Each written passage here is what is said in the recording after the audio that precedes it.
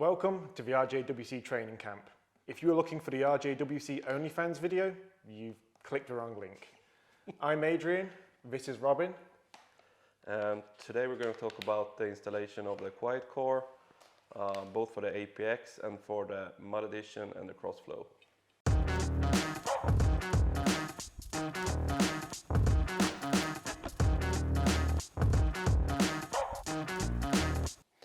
Now we're going to do the installation of the quiet core for the Mud Edition and Krossflow exhausts.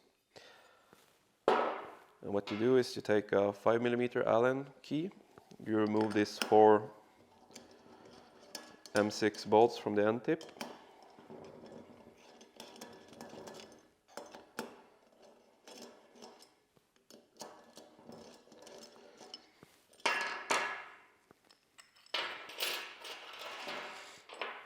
And the quiet core comes with a stainless shimmering. So what you do is first you place the quiet core like this. Then you put the shimmering above it. Put the end tip back and make sure that everything lines up on the inside. Then you just tighten the bolts again. And make sure that you tighten them evenly.